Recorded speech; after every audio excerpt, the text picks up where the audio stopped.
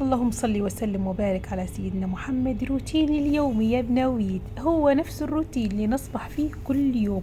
نقولكم شوفوا الصالة ضمتها امبارح، طبعا كل يوم نضموا فيها.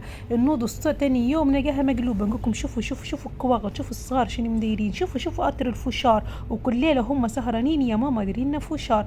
قلت ما بدهاش، هيا ومينا هي استعيني واستعنا بالله يعني ونعم بالله.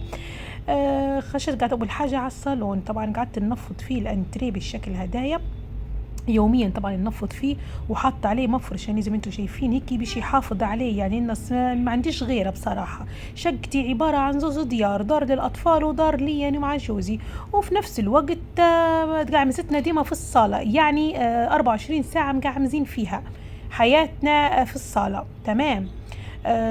زي ما انتم شايفين قدرت ندير اني نفضت الانتريه. وميدو بصراحه ربي يحفظه لي ولادي، ادعوا لي يا بناوين ان ربي يوفقه في حياته ويهديه لي ويصلح له حاله ويبارك لي فيه يا رب العالمين هو واخته.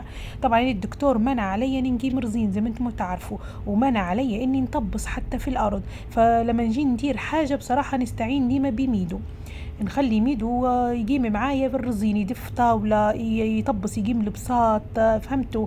لأنه غلط علي أصلا التطبيس. ادعوا لي ربي يشفيني ويتم شفايا على خير ويشفيكم ويشفي كل مريض يا رب العالمين. وذكرتي الله لو وصلت لحد هنا حلوة ولا مازال. ولو انت مازال ما حطيتيش اللايك يا ريت تحط اللايك، يا ريت تدعموني، يا ريت تعطوني حق تعبي في التصوير، لاني والله العظيم تعبانه وربي يعلم بالحال وانا كيف نصور فيه. وهذا يعتبر تاني روتين نديره معكم. طبعا انا نفضت الانتريه زي ما انتم شايفين، وميدو وخر الطاوله التالي. لمينا الحافظه، انا مدرت لهم حافظه على البساط، شوك شايله هم يا بنويت، شايله هم ما شاء الله. يعني يبزعوا ميه، ياكلوا يفترشوا، تشد بصراحه. نوري فيكم في شكاير الدواء متاعي، نقولكم شوفوا شكاير الدواء، شوفوا دوايا. ادعوا لي ربي يشفيني. طبعا عندي نيم موضوع هيك في الدم يا بنويت، بكم تدعوني ربي يعفيني منه. فايروس هو في الدم، وفي نفس الوقت نشكي من ظهري، وكل بورزة من البرزات هذا ما دكتور وصفها لي. فالحمد لله على كل شيء.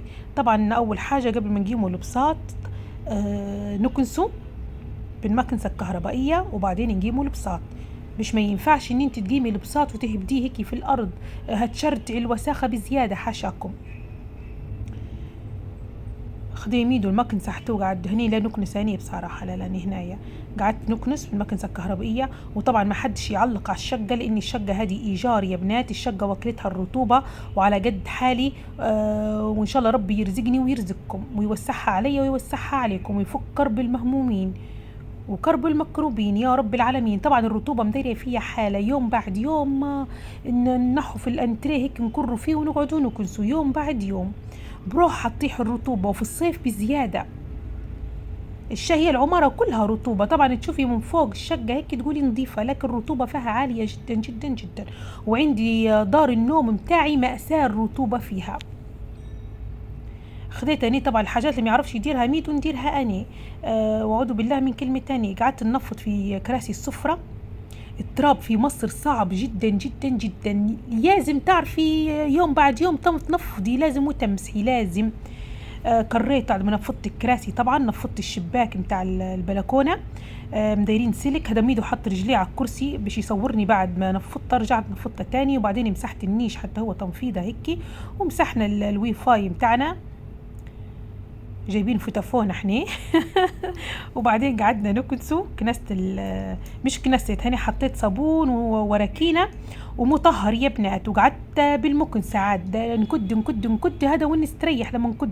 تعرفوا عشقي حاجة اسمها صابون وراكينة واي تنظيفات. وبعد ما كملنا هني ومسحنا ونشفنا ميدو حتى هو ربي يحفظه لي ان شاء الله ولادي يا رب، ويحفظ اولادكم جميعا يا رب ويرزق كل مشتاق. خذي البساط فرشة طبعا، وبعدين هيفرش عليه الحافظة من جديد زي ما حضرتكم شايفين. مش مستعد يعني، مش لازم اني اشرح لكم. شايفين ايه شايفين. واذكروا الله وصلوا على رسول الله. صلي على رسول الله يا حلوة انتي وهي. يا ريت تكتبوا لي من اي دولة تتابعوا فيا. طبعا في كومنت جاني، هو ما ضايقنيش نهائي نهائي نهائي، ما ضايقنيش. طبعا انا من يومين كنت منزله منشور حاطه فيه صورتي ومنزله فيه كلام عن الحسد، لاني بجديات يا بنات الامراض اللي فيها حاليا هذه تعتبر جتني عن طريق الحسد. تمام، يعني بغض النظر اني مثلا في السوشيال ميديا، لا لا لا، في ناس هلبة يعرفوني شخصيا، هم اللي يحسدوني. اي حد بعيد مش هيحسدك، اللي قريب هو اللي يحسد.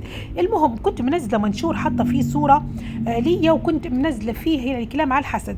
اليوم نفتح طبعا نتفرج هيك على الكومنتات، كومنتاتكم الجميله بصراحه اللي تشجع فيا ديما وتعطي فيا طاقه، وربي يحفظكم لي ويدومكم نعمه في حياتي. لقيت في كومنت جايني من اخت من غير ذكر اسماء، اول مره هي تخش لي فاستغربت فيها، لقيتها تقول لكم خيركم كلكم تمدحوا فيها، راهو جمالها اقل من العادي، يعني ليش المدح هذا كله؟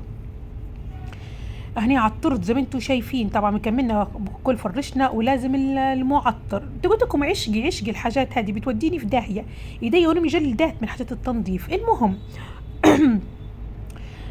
نحب نقول لها حبيبتي، لو هم مدحونيش اني حلوه، لا لا، مش حلوه، عارفه فعلا اني روحي اقل من الجمال يعني العادي اللي حضرتك تقولي فيه. تمام، لكن نحب نقول لك ممكن متابعيني او الناس اللي شايفيني انت مش شايفتيه فيا، هم شايفيني اني محبوبه، اني قريبه للقلب، اني عندي طله يعني كويسه، في حاجه يعني تجبد فيهم يعني ليا. وما فيش حد فينا كامل حبيبة قلبي غير الله سبحانه وتعالى، فهمتي عليا؟ ويا ريت يعني واحد لما يخش يتكلم مع بني ادم، يا ريت نحاول نجبره بخاطره بكلمه حلوه. عندك تجبري خاطر، اللهم بارك، ربي يجازيكي خير على جبر الخواطر. ما عندكش باش تجبري الخاطر، شدي كلمتك، ممكن كلمتك هذه تاذي بها شخص، ممكن الشخص هذا ما تعرفيش عليه حاجه، يعني زي التعب تو مثلا اللي عندي تندري عليا، بالعكس انت ما تعرفيش اني اللي مريت بيه واللي ما زال نمر بيه.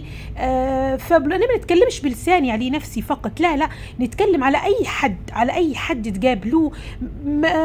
بلاش نحن نحطموه، بلاش كومنتات سلبيه، بلاش ان نحن نحاولوا ان نكسروا فيه اي حاجه.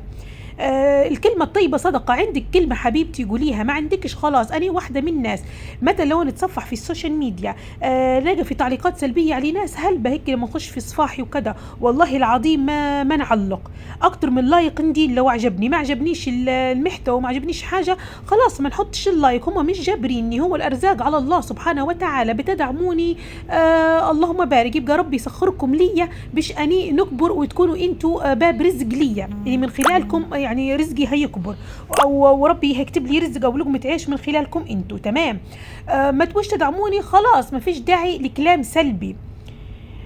نحب نقول لك انني واثقه من نفسي وواثقه من جمالي، حتى لو كنت أنا أقل من العادي، لأني عارفة نفسي أقل من العادي، إني إنسانة عادية جدا في كل شيء، في طبعي، في بيتي، في نفسي، ما عنديش في المظاهر. طلعت لكم بالحوش لاني مأجرته، مش متحشمه لا من مطبخي ولا من الرطوبه اللي قاعده فيها، ولا من شكلي، فهمتوا عليا؟ ايه، بعدين خشيت بعد ما كملنا الصاله يا بنات وحطينا عود قماري يا ناري المهم كسلت اني نولع فحم بصراحه، من الاخير الصغار كسروا لي المبخره، هو ميدو اللي كسرها لي، لكن ما علينا، هذا حد عمرها. خشيت للكوجينه، شطبت حتى الكوجينه، شطبت المعينات بتاعت الفطور، وستفت المعينات بتاع العشاء بتاع امبارح، وكديت الرخامه يوميا، يعني كنت في الرخامه، وخاصة في الصيف يا بنويت لازم تدعكي رخامتك يوميا، لأن النمل كاتر. طبعا تحطي حاجة مقلية على الرخامة، بتصبي العشاء مش عارفة شنو، تقعد الدهون مش تمسحي بالفوطة فقط، لا لا، لما تقعد الحاجة تتعسل لازم الليفة والصابون لازم. وبعدين مسحت الميكرويف هيك من برا ومن داخل، وغسلت الوردات حتى هم يوم بعد يوم نغسل فيهم حتى هم من الدهون هيك وكذا، مية سخونة طبعا كنت فاتحة. ونحب نقول لكم المية عندي هنا مش مفترية فيها، راهي المية ما شاء الله عندي في العمارة، واني ساكنة مش دور عالي، فالمية ما شاء الله تبارك الرحمن قوية جدا. هذه أقل حاجة لما نفتحها في الشيش ما تنزل قوية جدا. بس وكالعادة نحب نصبن الحوض والشيش، ما تحسي بانتعاشك لما تكملي، ولا تحسي بطاقة يا الله مع ريحة البخور وريحة الوراكينة والصابون خطيرة. شوفوا نقولكم هنيك في كملت الكوجينه، الله حسيت بانتعاشه هني مش عادي في الوقت هذا. قلت نفطر، اني ما فطرتش بصراحه، فطرت الصغار واني ما فطرتش. درت لي روحي تويست شاهي كشري بالطريقه المصريه، حطيت شاهي العروسه وصبيت عليه ميه مغليه من الكتل، واني ما نشربش في السكر مع الشاي، ما نحبش، كنت نشرب في ملعقه واحده سكر مع الشاي. الدكتور المناعه منع علي السكر، قال لي حاولي السكر لان هينزل لي المناعه اكتر ما هي نازله. بس فاكتفيت بكيكه، وانا مديره كيكه هني تعتبر كيكه صحيه، مديرتها بدقيق الذره. لها يومين معايا الكيكه هذه ناكل فيها. شوفوا كيف صفرة لاني مديرتها بدقيق الذره يا بنوي، تحب يعني حبه القمح الكامله. جميله جدا وصحيه بصراحه، وطعمها لذيذ لذيذ لذيذ.